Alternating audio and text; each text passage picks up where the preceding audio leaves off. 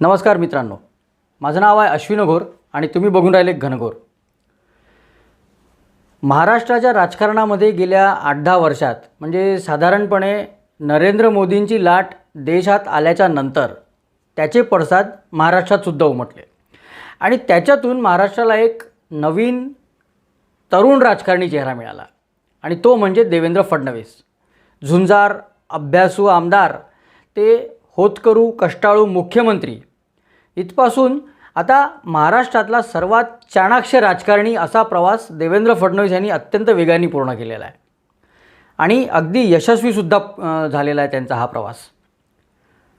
पहिल्यांदाच मुख्यमंत्री झाल्यानंतर त्यांनी प्रशासनावर जी आपली पकड बसवली, पक्षाबाहेरची सगळी आंदोलनं, विरोधी पक्ष, सहकारी आणि म्हणजे सहकारी पक्ष होता शिवसेना तेव्हा 2014ला, या सगळ्यांचे हल्ले त्यांनी मोठ्या संयमाने परतवून लावले आणि त्याचवेळी पक्षांतर्गत विरोधक जे होते त्यांना पण चुपचाप म्हणजे काही गाजावाजा न करता सिस्टमॅटिकली थंड केलं. हे सगळं करत असताना त्यांनी कामसुद्धा केलं, काम पण भरपूर केलं. असे देवेंद्र फडणवीस आज उपमुख्यमंत्रीपदाची नवीन जबाबदारी घेऊन सज्ज झालेले आहेत. त्यांची लोकप्रियता, त्यांचा अनुभव आणि त्यांचा वकूफ बघितला तर त्यांना हे जे पद मिळालं आहे ते त्याच्या मनाने खूप छोटं आहे, याच्यात कोणालाही शंका असण्याचं काम नाही. पण या पदालासुद्धा ते पूर्ण न्याय देतील अशी सगळ्यांची खात्री आहे. पण मित्रांनो, आजच्या व्हिडिओचा विषय देवेंद्र फडणवीस नाही आहे, तर महाराष्ट्रातल्या ज्या अनभिषिक्त नेत्याची जागा देवेंद्र फडणवीस यांनी घेतली आहे किंवा ते घ्यायचा प्रयत्न करून राहिले ते शरद पवार हा या व्हिडिओचा विषय आहे. मित्रांनो, ज्या वेळेस महाराष्ट्रात आपली सत्ता येणार नाही, काँग्रेससोबत गेलो तरी आपली सत्ता येणार नाही हे शरद पवारांच्या लक्षात आलं, त्याच्यानंतर त्यांनी फोडाफोडीचं राजकारण करून ही सत्ता कसंही करून आणण्याचा चंग बांधला. नरेंद्र मोदींच्या झंझावातामध्ये निवडणुकीच्या राजकारणात जे काही देशामध्ये स्थित्यंतर चालू होतं, राजकारणामध्ये बदल होत होते, त्याच्यामध्ये काँग्रेस आणि राष्ट्रवादीचा निभाव लागणं तसं कठीणच होतं. पण त्यांच्या सुदैवाने, पवारांच्या सुदैवाने 2014मध्ये सत्तेसाठी अनुकूल वातावरण असूनसुद्धा शिवसेना आणि भारतीय जनता पक्षामध्ये भांडणं झाले आणि त्यांची युती तुटली. तरी पण दोन्ही पक्षांना मिळून सत्ता स्थापन इतक्या जागा त्या 2014च्या निवडणुकीमध्ये मिळालेल्या होत्या. शरद पवारांनी उद्धव ठाकरे हा कच्चा दुवा आणि त्यांचा इगो हा बरोबर ओळखला आणि सेना भाजपमधला दुरावा वाढला पाहिजे, ते आणखीन दूर गेले पाहिजे, या उद्देशाने त्यांनी एक खेळी केली. त्यांनी काय केलं की आता राज्याला निवडणुका परवडणं शक्य नाही आहे, कुठल्याच पक्षाला पूर्ण बहुमत नाही आहे, त्याच्यामुळे कुठलाच एक पक्ष सत्ता स्थापन करू शकणार नाही आहे, त्याच्यामुळे आम्ही भारतीय जनता पक्षाला बाहेरून पाठिंबा देतो आहे. भारतीय जनता पक्ष सगळ्यात मोठा पक्ष आहे, भारतीय जनता पक्षाने सरकार स्थापन करावं, आम्ही त्यांना विनाशर्त बाहेरून पाठिंबा द्यायला तयार आहे. त्यांच्या या घोषणेमुळे, त्यांच्या या निर्णयामुळे राजकारणामध्ये खळबळ माजली. मग त्याच्यानंतर काय झालं ते आपण बघितलंच आहे. पण आपण हे का केलं, न मागता भारतीय जनता पक्षाला पाठिंबा का जाहीर केला, हे शरद पवारांनी नंतर स्वतःच उघड केलं. त्यांनी सांगितलं की भारतीय जनता पक्ष आणि शिवसेनेमध्ये दुरावा निर्माण व्हायला पाहिजे, कन्फ्युजन व्हायला पाहिजे, कॉन्फ्लिक्ट तयार व्हायला पाहिजे, म्हणून मी हे सांगून टाकलं. पण त्यावेळेस 2014मध्ये देवेंद्र फडणवीस यांनी शिवसेनेशी पुन्हा जुळवून घेतलं. शिवसेनेलाही सत्तेत सहभागी व्हायचं होतंच. त्यानंतर सत्ता स्थापन झाली, देवेंद्र फडणवीस मुख्यमंत्री झाले, शिवसेना पण सत्तेत सामील झाली. पण हे सरकार काही पूर्ण वेळ टिकणार नाही आणि हे टिकलं नाही पाहिजे असे प्रयत्न शरद पवार यांनी पूर्ण वेळ चालू ठेवले. संजय राऊत यांना हाताशी धरून उद्धव ठाकरेंचा इगो चुचकारत राहिले, त्याला सारखी हवा देत राहिले आणि बाहेर शेतकरी मोर्चा, मराठा मोर्चा, सहकार क्षेत्र, याच्यातले मोर्चे, याच्यातला असंतोष आणि झालंच तर पुरोगाम्यांना पुढे करून भीमा कोरेगाव, फडणवीस यांची जात, असे सगळे प्रश्न पेटवत ठेवले, धगधगत ठेवले. कारण सत्ता फडणवीसांची असली तरी सिस्टीम त्यांच्या हातात होती, म्हणजे पवारांच्या हातात होती. या सगळ्या परिस्थितीमध्ये देवेंद्र फडणवीसांच्या सरकारने 5 वर्ष पूर्ण केले. पुन्हा एकदा निवडणुका झाल्यानंतर हेच सरकार सत्तेत येणार आहे याची कल्पना सगळ्यात आधी शरद पवारांना आली असेल. ते इतके चाणाक्ष आहे की त्यांच्या सगळ्यात पहिले हे लक्षात आलं असेल की आता 2019मध्ये सुद्धा शिवसेना आणि भाजपलाच पूर्ण बहुमत मिळणार आहे. त्याच्यामुळे त्यांनी काय केलं की फोडा आणि झोडा ही नीती वापरली. उद्धव ठाकरेंवरती जाळं टाकलं आणि पुन्हा युती मोडली. मित्रांनो, राजकारणामध्ये अगदी कच्चा लिंबू असूनसुद्धा बाळासाहेब ठाकरेंनी जे उभं केलेलं साम्राज्य होतं ते काहीही कष्ट न करता आयतं झोळीत पडलेलं उद्धव ठाकरेंच्या झोळीत पडलं. त्यांचा इगो कुरवाळला. सत्ता हवी असेल तर विचारधारेचा ट्रॅक बदलावा लागेल, तुम्हाला हिंदुत्व सोडून सेक्युलरिझमकडे जावं लागेल, थोडं राजकारण बदलावं लागेल, असं उद्धव ठाकरेंना पटवून देण्यामध्ये शरद पवार यशस्वी झाले. महाविकास आघाडी हा अनैसर्गिक प्रयोग त्याच्यानंतर महाराष्ट्रामध्ये अस्तित्वात आला. शरद पवारांनी तो करून दाखवला. याचा सगळ्यात मोठा उद्देश होता की देवेंद्र फडणवीस आणि भारतीय जनता पक्षाला सत्तेच्या बाहेर ठेवणं. हा तिन्ही पक्षांचा कॉमन मिनिमम प्रोग्राम होता. त्याच्यामुळे त्या प्रोग्रामसाठी, त्या उद्देशासाठी हे तिन्ही पक्ष एकत्र तर आले आणि देवेंद्र फडणवीसांच्या हातातोंडाशी आलेला मुख्यमंत्रीपदाचा घास त्यांनी हिसकावून घेतला. आत्तापर्यंत पवार जे चाली खेळत होते त्याच्यामध्ये ते यशस्वी झाले आणि त्याच्यानंतर त्यांनी काय केलं की राजकारणामध्ये रिलेटिव्हली वीक म्हणजे दुबळे असलेले उद्धव ठाकरे यांचा अक्षरशः मोहरा म्हणून वापर केला. सत्तेचं राजकारण, सत्तेचा सारीपाट, त्याच्यावरती जे काही चालले होते, एकमेक डाव खेळणं चाललं होतं, कुरघोडी चालली होती, ती सुरू होती शरद पवार आणि देवेंद्र फडणवीस यांच्यामध्ये. आणि उद्धव ठाकरे हे त्यातला फक्त एक मोहरा होते. त्याच्यापेक्षा जास्त महत्त्व त्यांना कधीच नव्हतं. पण मुख्यमंत्री देवेंद्र फडणवीस यांच्यापेक्षा विरोधी पक्षनेता देवेंद्र फडणवीस हे कितीतरी जास्त प्रमाणात आक्रमक होते. कोविड काळामध्ये त्यांनी उभा आडवा महाराष्ट्र पिंजून काढला, सगळ्या लोकांमध्ये गेले, पूर्ण राज्यभर दौरे केले आणि पवारांनी बसवलेले मुख्यमंत्री घरात बसले होते. ते घरात बसले होते म्हणून पवारांना मैदानात पुन्हा उतरावं लागलं. विरोधी पक्षनेत्याची जी काही झुंजार प्रवृत्ती असते ती फडणवीसांच्या रक्तातच आहे.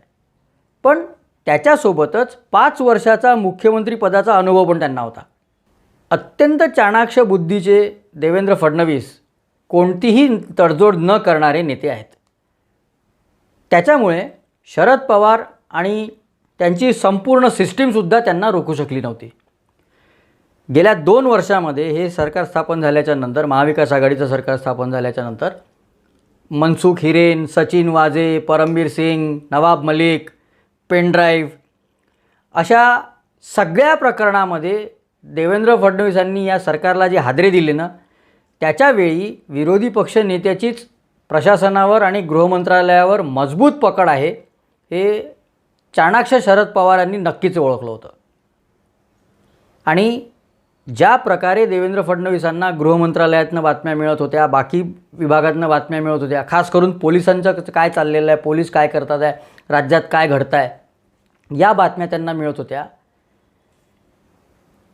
हा शरद पवारांच्या हातातनं सिस्टीम निसटत असल्याचा पुरावा होता. देवेंद्र फडणवीसांनी हळूहळू करत करत शरद पवारांच्या हातातनं पूर्ण त्यांची सिस्टीमच काढून घेतली. त्याच्यानंतर ज्या राज्यसभा आणि विधान परिषदेच्या निवडणुका झाल्या त्याच्यामध्ये देवेंद्र फडणवीसांनी जी कूटनीती आणि राजकारण केलं त्याच्यातसुद्धा त्या पूर्ण शरद पवार सिस्टीमचा पराभव झाला आहे. आणि शरद पवार आता हळूहळू त्यांचा उतरता काळ सुरू झाला आहे याचा तो पुरावा होता. राज्यामध्ये हे सगळं राजकारण सुरू होतं. देवेंद्र फडणवीस आपलं काम करत होते, शरद पवार स्वतःला वाचवायचा प्रयत्न करत होते, स्वतःचं साम्राज्य टिकवून ठेवण्याचा प्रयत्न करत होते. हे सगळं सुरू होतं आणि हे उद्धव ठाकरे यांच्या लक्षात यावं एवढी त्यांची काही राजकारणाची समज नव्हती. पण देवेंद्र फडणवीस यांनी आपलं साम्राज्य उद्ध्वस्त करायला सुरुवात केलेली आहे, ही गोष्ट 80 वर्षाच्या शरद पवारांना समजली आणि त्याच्यामुळेच ते इतके अस्वस्थ झाले आहेत. आता तर त्यांच्या नाकाखालून आमदार फोडून महाविकास आघाडीचं सरकारच पाडलं आहे. राष्ट्रवादीचं राजकारण आणि उद्धव ठाकरेंचा कमकुवतपणा याच्यामुळे शिवसेनेमध्ये उभी फूट पडली. आता ही कमकुवत झालेली, कमजोर झालेली शिवसेना पुन्हा उभी करणं हे उद्धव ठाकरे यांच्यासाठी अतिशय कठीण काम आहे. पण हिंदुत्ववादी विचार एकत्र राहतील अशी सोय देवेंद्र फडणवीसांनी करून ठेवली आहे. शरद पवारांनी 1978 साली काँग्रेस फोडली, पुलोद स्थापन केलं आणि ते मुख्यमंत्री झाले. या प्रयोगानंतर 2 वर्षापूर्वीपर्यंत म्हणजे 1978 ते 2019 इतके वर्ष शरद पवार यांनी अनेकदा फोडाफोडीचं राजकारण केलं. महाविकास आघाडी पण फोडाफोडीचाच प्रयोग होता. तो काही एक नैसर्गिक युती किंवा नैसर्गिक आघाडी ती नव्हतीच. ती शिवसेना आणि भाजपमध्ये फूट पाडून शिवसेनेला फोडूनच शरद पवारांनी महाविकास आघाडी स्थापन केली. आणि त्याच्यासाठी जो त्यांनी मोहरा वापरला त्यालाच देवेंद्र फडणवीसांनी नामोहरम केलं आणि काट्याने काटा काढला. असं केल्याच्या नंतर म्हणजे आयुष्यभर शरद पवारांनी फोडाफोडीचं राजकारण केलं, स्वतःचा फायदा करून घेतला. पण तेच राजकारण देवेंद्र फडणवीसांनी केलं तर ती खुंची, अनएथिकल अशी बोंब शरद पवारांचे समर्थक आणि त्यांचं कौतुक करणारे विचारवंत आता मारून राहिले. पण आपल्याला आपल्याच भाषेत उत्तर देणारा वस्ताद जन्माला आला आहे, ही शरद पवारांची खरी अस्वस्थता आहे. ते इंग्लिशमध्ये ती म्हण आहे ना, getting the taste of your own medicine, अगदी तसंच देवेंद्र फडणवीसांनी शरद पवारांसोबत केलेलं आहे. एकीकडे हे सगळं चालू आहे आणि दुसरीकडे एक प्रादेशिक पक्ष जवळपास नष्ट होण्याच्या पॉईंटला नेऊन ठेवलेला आहे आणि शरद पवारांवर त्याचा अजिबात दोष येत नाही आहे, कारण ते नेहमीप्रमाणे त्याच्यातनं नामानिराळे राहिलेले आहेत. वास्तविक पाहता शिवसेनेचा जो काही आज परिस्थिती आहे, शिवसेनेचा जो काही ऱ्हास झालेला आहे, त्याला जितके जबाबदार उद्धव ठाकरे आणि संजय राऊत आहेत तेवढेच शरद पवार पण जबाबदार आहेत. पण याचा दोष शरद पवारांना कोणीच नाही देऊन राहिलं. आपण स्थापन केलेलं हे महाविकास आघाडीचं सरकार वाचलं पाहिजे, कसंही करून हे 5 वर्ष टिकलं पाहिजे, याच्यासाठी शरद पवारांनी खूप धडपड केली. पण आता परिस्थिती अशी झाली आहे, चिडिया चुग गई खेत. जेव्हा हे सरकार पडणार हे निश्चित झालं, उद्धव ठाकरेंनी राजीनामा दिला, त्यानंतर शरद पवार कुठेच दिसले नाही. मधल्या काळामध्ये जे नाट्य घडत होतं, नाट्यमय घटना राजकारणामध्ये घडत होत्या, तेव्हाही पण ते गप्प होते. पण देवेंद्र फडणवीस यांनी जेव्हा उपमुख्यमंत्री पदाची जबाबदारी घेतली, त्यानंतर त्यांच्यावर अन्याय झाला आहे हे आवर्जून सांगण्यासाठी त्यांनी पत्रकार परिषद घेतली.